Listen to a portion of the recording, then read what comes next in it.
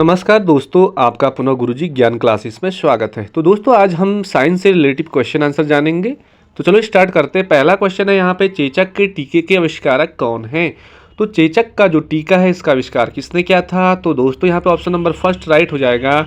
Edward Jenner ने चेचक के टीके का आविष्कार किया था। बढ़ते अगले क्वेश्चन में, क्वेश्चन नंबर 2 है, निम्न में से जर्मनाशी कौन सा है करके। जर्मनाशी पहला यहाँ पे क्लोरोबेंजीन है, दूसरा है यहाँ पे Dettol. Option C A B दोनों आपका यहाँ पे राइट आंसर हो जाएगा। क्लोरोबेंजीन एंड डिटॉल ये दोनों क्या हैं? जर्मनाशी हैं। बढ़ते अगले क्वेश्चन में, क्वेश्चन नंबर 3,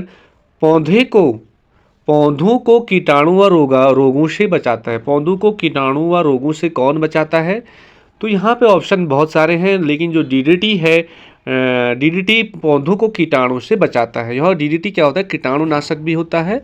और डीडीटी का हम फुल फॉर्म देखें तो यह डाइक्लोरो डाइफेनिल ट्राइक्लोरोएथेन इसका राइट आंसर हो जाता है। बढ़ते अगले क्वेश्चन में, क्वेश्चन नंबर 4,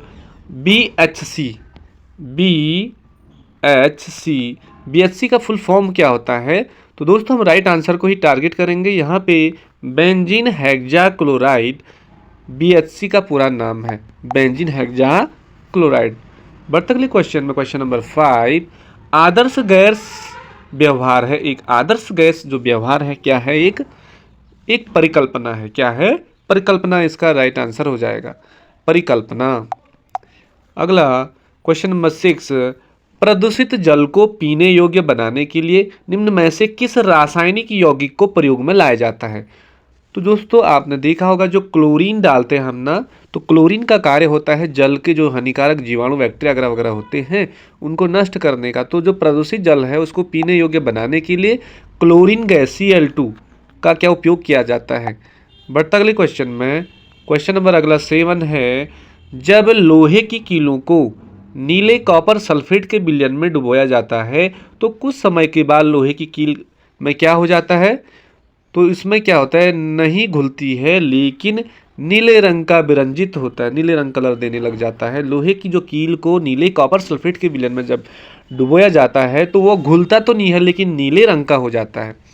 बढ़ते अगले क्वेश्चन में, क्वेश्चन नंबर 8, स्प्रिट को हथेली पर रखने से ठंडा महसूस क्यों होता है? क्योंकि स्प्रिट क्या है? अत्यधिक वाष्पशील द्रव है। वाष्पशील द्रव क्या है? स्प्रिट अत्यधिक वाष्पशील द्रव आपका राइट आंसर हो जाएगा। बढ़ते अगले क्वेश्चन में, क्वेश्चन नंबर 9, दूध से दही बनना कैसा परिवर्तन है? तो दोस्तों दूध से दही बनना ऑप्शन नंबर डी हो जाएगा, केमिकल चेंज, रासायनिक परिवर्तन हो जाएगा।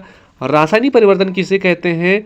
जो पदार्थ दूसरी अवस्था में जाने के बाद अपनी पहली अवस्था में नहीं आते हैं उसे रासायनिक परिवर्तन। जैसे दूध था, दूध से दही बन गया, अब दही से दूध नहीं बन पाएगा, उसी को रासायनिक परिवर्तन कहते हैं। और दूध से दही बनने में लैक्टोबैसिलस जीवाणु का प्रयोग होता है। बढ़ते अगले क्वेश्चन में, क्वेश्चन नंबर 10, ठोस अवस्था में अणु की गतिज ऊर्जा होती है। जो ठोस अवस्था होती है, ठोस सॉलिड स्टेज, उसमें क्या होता है? उसमें द्रव के अणु से कम होती है। उनमें जो अणु की जो मोमेंट होती है, क्योंकि आपस में चिपके रहते हैं अंतरा आकर्षण बल के द्वारा, और इसलिए उसमें द्रव के अणु से क्या होती है? उनकी गतिज ऊर्जा कम होती है। बढ़ते अगले क्वेश्चन में, क्वेश्चन नंबर 11, अंतरा आणविक बल सबसे अधिक होता है। तो दोस्तों अंतरा आणविक बल, इंट्रासेलुलर फोर्स, मतलब अंतरा आणविक जो बल होता है ठोसों में सबसे अधिक होता है, क्योंकि ठोस एक दूसरे से आपस में चिपके रहते हैं। अब जो द्रव के जो कण होते हैं वो थोड़ी दूर दूर होते हैं, और गैस के कण तो और भी दूर दूर होते हैं। इसलिए अंतरा आणविक जो बल होता है सबसे अधिक ठोस के अणु में होता है। और ठोस के अणु का जो आकार व जो आयतन है वो दोनों क्या होते हैं? निश्चित होते हैं। बढ़ते अगले क्वेश्चन में, क्वेश्चन नंबर 12, जिस ताप पर द्रव का वाष्प दाब वायुमंडलीय दाब के बराबर हो जाता है तो उस ताप को क्या कहते हैं? क्या कहते हैं उस ताप को? तो जिस ताप पर जो द्रव का वाष्प दाब वायुमंडलीय दाब के बराबर हो जाता है उस ताप को कहते हैं क्वथनांक कहते हैं। तो दोस्तों बहुत सारी परीक्षाओं में ये क्वेश्चन आता है, 11th-12th के लिए भी इंपॉर्टेंट है और सभी परीक्षाओं के लिए इंपॉर्टेंट है, तो इसका क्वथनांक हो जाएगा। बढ़ते अगले क्वेश्चन में, क्वेश्चन नंबर 13, किसी पदार्थ का ताप बढ़ने पर उसके अणु की जो ऊर्जा होगी क्या होगी? अब सीधी सी बात है कि कोई भी मैटर है पदार्थ है उस यदि उसका टेम्परेचर बढ़ाएंगे तो उसके अणु की जो गतिज ऊर्जा क्या होगी, उसमें मोमेंट होगा, गति वृद्धि हो जाएगी। सीधी सी बात, वृद्धि आपका राइट आंसर हो जाएगा। क्वेश्चन नंबर 14, निम्न में से कौन सा युग्म यौगिकों को प्रदर्शित करता है? यौगिक कंपाउंड। तो दोस्तों जो पानी है H2O क्या है? कंपाउंड है। साबुन का सूत्र क्या होता है? C17H35 CCOONA, ये साबुन का सूत्र है। तो पानी और साबुन इन दोनों में क्या हो जाएगा? ये यौगिक को प्रदर्शित करता है। क्वेश्चन नंबर 15 आपको देखिए यहाँ पे लिखा है कि निम्नलिखित मिश्रण में से, जैसे इस्पात हो गया, वायु, चौक, संगमरमर, धोने का सोडा, ग्लूकोज, तुतिया, कॉपर सल्फेट, पीतल, दूध, ये सब क्या है? इनमें से हमें मिश्रण बताने हैं। तो दोस्तों इसमें से जो पीतल हो गया, पीतल, वायु, इस्पात और दूध, ये सभी क्या हैं? मिश्रण है। जैसे पीतल तांबा और जस्ता से बनता है, वायु में बहुत सारी गैसें होती है, इस्पात भी मिलकर बनता है, दूध में भी बहुत सारे होते हैं। तो ये क्या है? पीतल हो गया, तांबा हो गया, वायु हो गया, पीतल, वायु, इस्पात और दूधी क्या है? मिश्रण के उदाहरण हैं। बढ़ते अगले क्वेश्चन में, क्वेश्चन नंबर 16। अगला है 16, भूपट्टी में सर्वाधिक मात्रा में पाए जाने वाला तत्व है। तो दोस्तों भूमि की ऊपरी सतह है, उसमें सबसे अधिक मात्रा में जो पाए जाने वाला तत्व है, विकल्प आधार पर देखेंगे इसमें तो ऑक्सीजन O2 सबसे ज़्यादा मात्रा में पाया जाता है। बढ़ते अगले क्वेश्चन में, क्वेश्चन नंबर 17, अंतराण्विक बल नगण्य होता है, बिल्कुल ना के बराबर होता है। अंतरा आकर्षण बल नगण्य होता है, तो गैसीय पदार्थों में नगण्य होता है। बढ़ते अगले क्वेश्चन में, अगला क्वेश्चन 18वां, निम्न पदार्थ ऊर्ध्वापातज है। ऊर्ध्वापात, तो इसमें जो नौसादार है ये आपका राइट आंसर हो जाएगा। ऊर्ध्वापात जो सीधे गैसीय अवस्था में चले जाते हैं ना, ठोस अवस्था से गैसीय अवस्था में चले जाते हैं, वो ऊर्ध्वापात के अंतर्गत आते हैं। बढ़ते अगले क्वेश्चन में, क्वेश्चन नंबर 19, क्रिस्टली ठोस है। तो दोस्तों इसमें क्रिस्टली ठोस का उदाहरण आपको बताना है, कांच है या प्लास्टिक है या रबर है। तो क्रिस्टली जो ठोस है, आपने देखा होगा शर्करा, शक्कर, चीनी, ये क्या है? क्रिस्टली ठोस का उदाहरण है। अगला क्वेश्चन नंबर 20, प्रेशर कुकर में खाना जल्दी पक जाता है, आपने देखा भी होगा, एकदम दाल गल जाती है, मीट वगैरह वगैरह, क्योंकि क्या होता है? जल का क्वथनांक इसके अंदर बढ़ जाता है।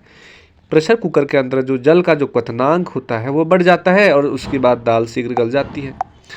अगला क्वेश्चन, क्वेश्चन नंबर 21, गैस द्रव्य की वह अवस्था है जिसका, अब तुमने देखा होगा गैस, जैसे अगरबत्ती को ही ले लो, उसका धुआं जो निकलेगा उसका क्या होगा? उसका जो आकार अनिश्चित होता है ना, फिक्स नहीं है, लेकिन आयतन भी फिक्स नहीं है कि नहीं है? तो गैसीय पदार्थों का जो आकार व आयतन होता है वो दोनों क्या होते हैं? दोनों अनिश्चित होते हैं, फिक्स नहीं होते हैं। बढ़ते अगले क्वेश्चन में, क्वेश्चन नंबर 22, निम्न में से कौन सा उत्फुल्ल पदार्थ है? उत्फुल्ल पदार्थ है तो इसका सूत्र हो जाएगा Na2CO3 2H2 सोडियम कार्बोनेट।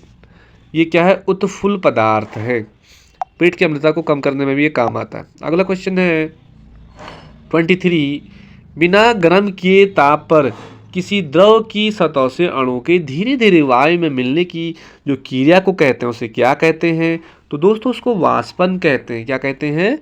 वाष्पन राइट हो जाएगा। बिना गर्मी किए किसी ताप पर किसी द्रव की सतह से अणु के धीरे धीरे वायु में मिलने की क्रिया को वाष्पन कहते हैं, राइट आंसर हो जाएगा।